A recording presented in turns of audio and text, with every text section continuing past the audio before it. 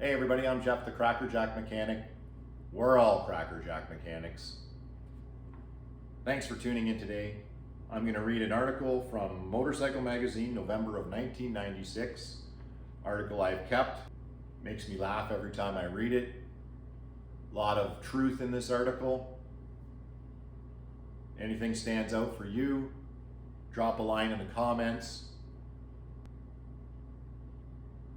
Paul Wunsch, aka Mechanics. Aliens from another planet. Let me read it to you. Come on in a little closer. Let's get something straight from the get-go. Mechanics are not like you and me. They are aliens from another planet.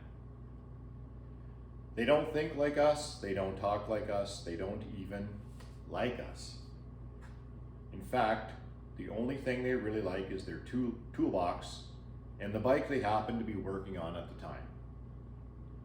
Even bow-legged ladies come second to wrench spinning. Their hobby, their profession, their true love all revolves around the toolbox and a motorcycle. Being aliens, they don't care much for humans, particularly salesmen. Tool suppliers accepted. Parts people, management, customers, the general public, or any other human currently occupying the planet. Among the aliens are several subcultures. The hobby shopper that works in his driveway has a craftsman toolbox full of automotive tools and knows all about motorcycles. Then there's the hammer and chisel brigade with the same assortment of tools, plus a drop light cheater bar and a 5-pound bucket of silicone sealer, just itching to fix your bike or the plumbing or your roof. This guy does it all. Then there's the entry-level mechanic. These aliens make up the largest of subcultures. They've been at it a year or 3, enjoy the work, are building up a tool collection, and learning on every job. The only rub here is that the entry-level crowd is learning on your motorcycle.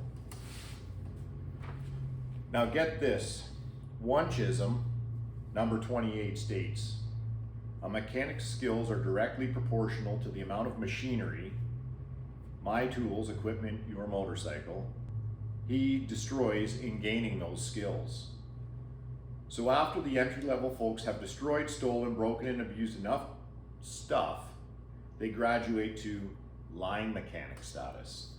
These line types have been at it nearly 5 years or better. They have a good selection of hand and specialty tools and are pretty fair craftsmen and can handle most all motorcycle related job functions. There is usually one really decent line mechanic in every shop, and this is most often their top gun.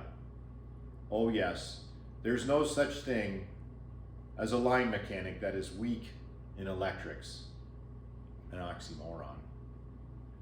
And this single skill, electrics, is Uncle Paul's main qualifier from entry level to line status. Finally, we come to the master mechanic, or high commanders. All aliens will tell you they are high commanders. But these aliens are extremely rare, maybe 150 in the whole country. High commanders own massive tool collections. Their comeback rate is very low. They are typically slow because good work takes longer, and a little on the pricey side. Semi-arrogant, he's better than the rest. Completed work is pleasing to the eye. That puppy can even read spark plugs. And somewhere in his past, he's got a racing background. I'm not sure why, but all the really great mechanics that I've known have participated in some form of racing. If there's a genuine high commander in your area, he's the guy that does it all. A real Karnak. The only thing you need to know about mechanics is how they communicate. In addition to tech talk English, aliens are well versed in the art of excuse making, otherwise known as bull patty pitching. Complaining in the yes I did, no you didn't game. Very seldom does the average customer have communicating skills high enough to compete with aliens on a level playing field. So my advice for you is to employ the following techniques, and you will come a lot closer to getting what you want than otherwise. Never ask a mechanic for an estimate over the phone, other than a flat tire or an oil change.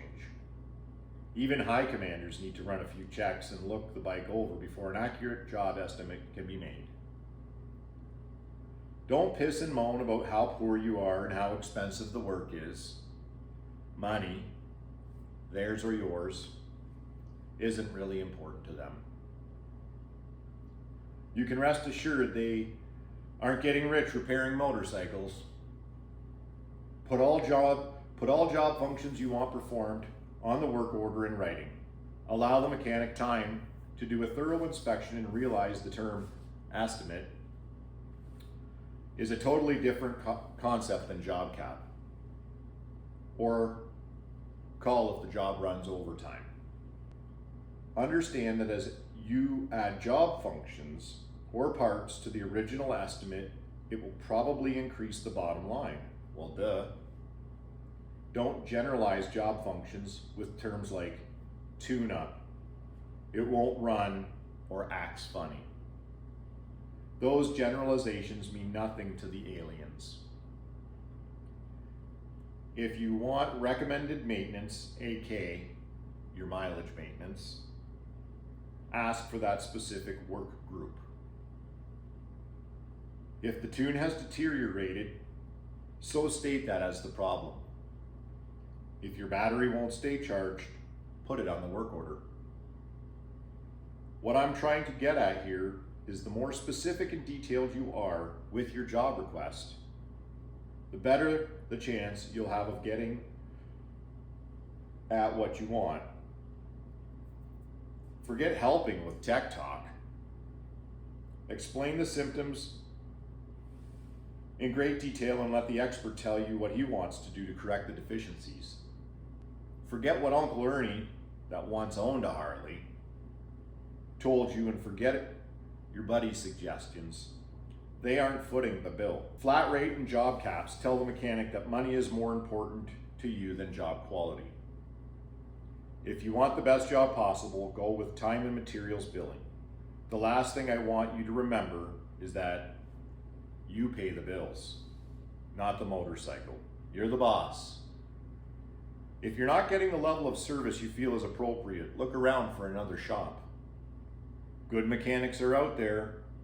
May the force be with you. See you next issue.